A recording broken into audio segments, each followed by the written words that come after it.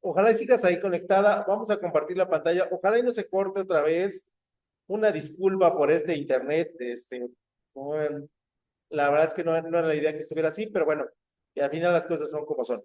Entonces te decía que vamos a hablar de la historia de la administración y como parte de la historia de la administración, pues vamos a empezar diciendo que eh, la historia de la administración es la evolución de las prácticas y teorías para coordinar actividades y recursos hacia objetivos organizacionales. Esto es que desde que nace el individuo y tiene un objetivo coordinado, esto es un grupo social ya establecido, nosotros forzosamente tendríamos un concepto de administración tal vez muy empírico, tal vez muy básico, pero ya tendríamos historia administrativa. Y en ese sentido, pues tenemos varias etapas, ¿no? Dentro de la primera etapa estaría la época primitiva, donde las primeras formas de administración se observan en las tribus nómadas que utilizaban la planificación, organización y dirección para la caza y la pesca y la recolección, ya un grupo social establecido y que este grupo social de alguna otra manera buscaba ciertas formas de que el trabajo fuera un trabajo colaborativo. Posteriormente vendría el periodo agrícola, ¿no? Y aquí estamos hablando de un largo periodo de tiempo. Con la agricultura surgieron sistemas de organización más complejos, como la división del trabajo por género y por edad, ¿no? Y de alguna otra manera, las otras actividades se seguían incorporando y de alguna otra manera, bueno, pues la agricultura hacía que se establecieran los ciudadanos o las personas en poblaciones mucho más grandes y se convirtieran en ciudadanos, ¿no? Esto origina forzosamente que el trabajo se vuelva mucho más especializado y se vuelva mucho más estricto, ¿no? O exigente a la hora de trabajar. Por lo tanto, se requería un esfuerzo mayor y una coordinación mayor. Luego ya vamos a las civilizaciones antiguas, ¿no? Ya como civilizaciones, grupos sociales civilizados con cultura, con tradiciones, como los egipcios, los babilonios, los griegos, los romanos, los chinos, que desarrollan sistemas administrativos para la gestión de recursos, impuestos, comercios y construcciones de grandes proyectos, ¿no? Y es ahí que vemos las pirámides, que es una proeza administrativa en términos de coordinación, de planificación y del manejo de los recursos, ¿no? Y vemos el Coliseo Romano como otro ejemplo perfecto de cómo la administración ya se hacía cargo y vemos la muralla china como otro elemento que también pues es de destacar. Luego ya avanzamos en el tiempo y hablamos de la revolución industrial, donde la aparición de grandes fábricas y empresas industriales a gran escala requirió nuevas formas de organización y prácticas administrativas, dando inicio al estudio sistemático de la administración. Y es ahí en la revolución industrial donde nace la evolución administrativa. Y la evolución administrativa es un proceso que se extiende desde la prehistoria hasta la actualidad, marcando un cambio significativo en la forma en que se organiza y gestiona los recursos y las actividades humanas. Y a partir de este enfoque empiezan las etapas claves de la evolución administrativa, donde la época prehistórica, en esta etapa, la administración se manifestaba en forma rudimentaria con la necesidad de coordinar actividades básicas como la caza, la recolección y la construcción de viviendas. Y luego viene la época antigua, donde en las civilizaciones antiguas la administración se fue sofisticando, que esto era lo natural, con la aparición de sistemas de gobierno, ejércitos y comercios. Y todos estos debían ser administrados eficientemente. Luego, la época medieval, donde la iglesia y los sistemas feudales desarrollan formas de administración que se basan en la jerarquía y en la autoridad y en la centralización, que la centralización se ocupa en la administración científica. Y luego, como habíamos mencionado, la revolución industrial, donde en este periodo marca un cambio radical en la administración con la aparición de las fábricas y la necesidad de gestionar grandes cantidades de trabajadores y de productos. La realidad es que aquí es donde empieza el verdadero reto de la administración en términos de su evaluación y en términos de su bibliografía, porque ya tenemos muchas herramientas y muchos instrumentos sobre de las cuales nosotros podemos verificar que las industrias eran muy grandes, que las industrias estaban cargadas de personal de todas las edades y de todos los géneros, y que ya era un reto producir en tiempo y en forma los grandes volúmenes de producción. Y ya en nuestra época moderna, la administración se fue profesionalizando, ¿no? Hasta nuestros días, con la aparición de escuelas de negocios y la creación de nuevas teorías y nuevos enfoques, ¿no? Y hoy cada prácticamente 10 años tenemos nuevas teorías, nuevos enfoques y tenemos nuevas formas de ver la administración. Tenemos nuevas tecnologías con las cuales hace que el trabajo administrativo sea un gran cambio, ¿no? En la forma en cómo desarrollamos las actividades. Y de alguna manera, si nos damos cuenta, la administración ha ido cambiando muchísimo, ¿no? Ya la administración profesionalizada habla de, pues, cursos de empresas bien definidos, empresas, empresas que están bien establecidas y que su desarrollo es a toda prueba, ¿no? Y es donde existimos nosotros, ¿no? Y la época contemporánea, donde la administración se ha vuelto globalizada, aunque vamos a volver al proteccionismo, y se ha visto influenciada por la tecnología, que es ya una herramienta básica para nosotros como administradores, el cambio social y la competencia internacional, ¿no? Y entonces, así hemos recorrido en términos muy rápidos y muy generales la administración, ¿no? Y decir que la administración sigue cambiando, sigue mutando, sigue incorporando nuevas ciencias, nuevas tecnologías y de alguna otra manera seguimos en ese avance. Y de ahí es que nosotros tenemos que revisar todas las escuelas de la administración, donde iniciaríamos, disculpen, donde iniciaríamos con la escuela científica, la escuela de las relaciones humanas, la escuela de la burocracia y la escuela neoclásica. Pero para empezar, nosotros hablaríamos de que dentro de, dentro de la escuela científica, aparte de utilizar método científico, nosotros podríamos utilizar ya una profesionalización de los puestos de trabajo.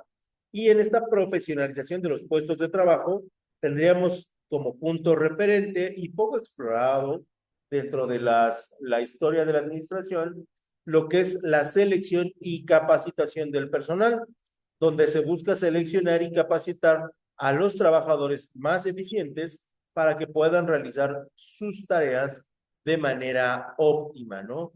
Ya entendíamos que teníamos que ser muy profesionales y muy cautelosos con el tiempo, ¿no? Y que este tiempo iba a ser fundamental para lograr la conclusión de metas. También en la escuela científica incorporamos el estudio de tiempos y movimientos, ¿no? Por los esposos Gilbert, que analizan los movimientos y tiempos necesarios para realizar una tarea con el fin de optimizarlos y reducir el desperdicio de tiempo y de, sobre todo, energía, considerando que los trabajadores tenían jornadas laborales que iban entre los 12 y las 14 horas. Por lo tanto, utilizar de manera correcta sus movimientos hacían que la energía durara durante muchísimo más tiempo. Y a través del estudio de tiempos y movimientos se acuña, se desarrolla y se crea el concepto de estándar, ¿no? Aplicable a las personas y en especial y con mucha atención a la producción. Y el estándar se establece de manera métrica o de manera de medición para garantizar la calidad y la eficiencia de la misma producción. Esto es que todas las unidades producidas tenían que salir con la misma apariencia, con el mismo diseño, con el mismo funcionamiento, con la intención de que no hubiera diferencias entre un producto y otro, incluidos diferentes periodos de tiempo. Dejamos la escuela científica y sus aportaciones, que son muchísimas a la administración y que seguimos utilizando en la actualidad, y nos centraríamos con la escuela de la administración conductista, o también conocida como la escuela del comportamiento humano o neuhumano relacionista. Estos nombres son porque se han ido descubriendo en diferentes momentos diferentes aportaciones de este periodo, y algunas van más a la conducta, otras van al comportamiento y otras van a las relaciones, pero todas coinciden que están fundamentadas o están desarrolladas en el mismo periodo de tiempo, ¿no? Y se enfocan en el estudio del comportamiento humano dentro de las organizaciones, y dentro de los elementos más rescatables, nosotros podríamos considerar, primero que nada, el foco de la conducta observable, que la escuela conductista se basa en la idea de que el comportamiento es el resultado de la interacción entre el individuo y, ojo, su entorno, y que este comportamiento puede ser estudiado y modificado. Sí, si nosotros cambiamos el entorno, seguramente la interacción humana cambiará. Si nosotros cambiamos los compañeros de trabajo, sus interacciones humanas cambiarán. Esto de manera básica. Y a partir de ahí, nosotros empezamos a estudiar cómo modificar gradualmente el comportamiento humano.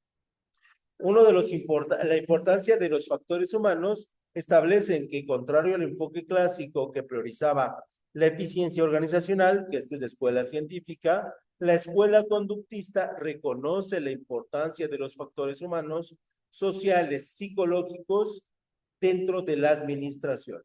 El sentirte triste afecta tu desempeño emocional, laboral, perdón. El sentirte deprimido afecta tu desempeño laboral. El sentirte no querido por la empresa afecta tu desempeño laboral. Y todos esos elementos se debían de estudiar para identificar cómo corregir. Dentro de la escuela de la conducta humana, el estudio del comportamiento en el trabajo se centraba en comprender cómo el empleado se manifestaba en el lugar de trabajo, cómo son sus motivaciones y cómo puede influir la empresa en su rendimiento. Y aquí ya nos planteábamos ideas como la motivación, como el crecimiento personal, como el desarrollo aspiracional que todos los individuos tenemos. El enfoque de contingencias en la administración sugiere que no existe una mejor manera para gestionar una organización, sino que la efectividad de las estrategias y estructuras administrativas depende del concepto específico de cada organización. Y este es una escuela que se llama la escuela de las contingencias, ¿no? O la escuela contingente, donde nos habla de un parámetro bien importante y que utilizamos prácticamente siempre. ¿Y cuál es? Que si bien es cierto, la administración tiene parámetros generales de aplicación y bases científicas muy sólidas, también nosotros debemos de rescatar que cada empresa trabaja de manera diferente y es un ser independiente. Y al ser un ser independiente, habrá circunstancias que le funcionen, técnicas que sean válidas, y habrá otras que no, desafortunadamente no lo sean, y que no impacten con el mismo éxito que en otras empresas, ¿no? El enfoque contingente de la administración sugiere que no se pueden copiar fórmulas de otras empresas y que los administradores deben encontrar su propia forma de administrar de forma clara y precisa, con la intención de ajustar la teoría a la práctica. El enfoque de contingencia se basa en la idea de que no existe un único modelo de gestión óptimo y que las organizaciones son únicas y sus necesidades son diferentes, ¿no? Y entonces el administrador tendría que estudiar cada una de esas variables para poder entenderlas y poderlas aplicar de manera precisa. También nos habla este enfoque de contingencia, que las actividades de la gestión dependen del contexto. Y el contexto se define como la estructura, el liderazgo y las estrategias a adoptar en el entorno. Hay entornos propicios, hay entornos muy enrarecidos, hay entornos que están en contra de nosotros, y a partir de estas situaciones nosotros tendríamos que desarrollar estrategias, conductas y valores que se ajustaran a esta realidad que nosotros tenemos. Y en ese sentido, en el enfoque conductista, se habla de que la organización debe ser flexible y capaz de ajustar su funcionamiento en función de las circunstancias. No, no podemos ser empresas militares, no podemos ser empresas totalitarias. Hoy ya no se puede, y en ese momento tampoco se podía, ¿no? Aunque tardó mucho ese enfoque en quitarse. El enfoque de compromiso dinámico en la administración y organización moderna se caracteriza por su énfasis en el cambio, la flexibilidad y la adaptación constante a las condiciones del entorno. Hoy en día, las condiciones del entorno son elementos altamente cambiantes, altamente modificables, y elementos que son extraordinariamente difíciles de analizar por su velocidad en el tiempo, y por lo tanto se debían de buscar métodos que se ajustaran de manera más rápida a los cambios que la empresa estaba viviendo en cada momento. Este enfoque habla del cambio y la adaptación, que para las empresas es una constante y es un valor entendido. Por lo tanto, el enfoque dinámico reconoce que el entorno organizacional es dinámico y que las estrategias y estructuras tradicionales no son suficientes, y se requiere una adaptación continua y una mentalidad flexible para responder las nuevas tendencias y los nuevos desafíos. Y bajo esta premisa del cambio y la contextualización constante, el involucramiento y compromiso es esencial, porque el enfoque dinámico busca generar un fuerte compromiso de los empleados con la organización y sus metas, y se fomenta la participación, la comunicación y la colaboración para crear una cultura organizacional sólida y cohesiva. Y en ese sentido, ya teníamos la obligación y la necesidad de incorporar una idea, un concepto que se llamaban relaciones humanas. Y este enfoque pone un gran énfasis en la gestión de relaciones humanas, reconoce la importancia del factor humano en el éxito de las empresas, y se promueve una cultura de confianza, respeto y colaboración entre los empleados y la dirección. Y este enfoque de relaciones públicas se mezclaba con procesos estratégicos, donde el enfoque dinámico exige una gestión estratégica flexible y adaptable, y se promueve la creación y el desarrollo de procesos estratégicos que permiten a la organización responder rápidamente a los cambios y oportunidades del mercado. Así que si nosotros nos damos cuenta, la administración ha tenido una evolución continua, una evolución bien identificable, y una evolución que va de considerar a los procesos de producción los más importantes, a considerar al factor humano lo más importante, o lo complementario al factor humano. Y que todo este recorrido que hemos tenido histórico, lo único que nos ha traído es que siempre consideremos que podemos mejorar los procesos, las estructuras organizativas y los objetivos, con el afán de cada vez ser más eficientes, ¿no? Y en ese sentido, la administración siempre ha buscado, siempre ha tratado de incorporar lo más nuevo, lo más actual, lo más moderno para el desarrollo de su actividad. Y bueno, pues eso sería todo por mi parte. No sé si tengas alguna duda, algún comentario. Me fui un poco rápido porque pues el internet está bastante mal, y no quise que se me cortara otra vez. Pero si tienes alguna duda, con mucho gusto te mando un video un poquito más extenso y si no, pues hasta ahí le vamos a dejar. ¿Cómo ves?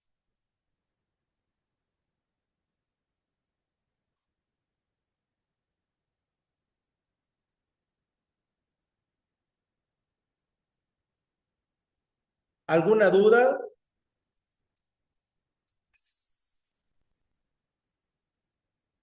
Bueno, pues entonces nos vemos la próxima semana. Cuídate mucho, que estés muy bien. Nos vemos hasta la próxima.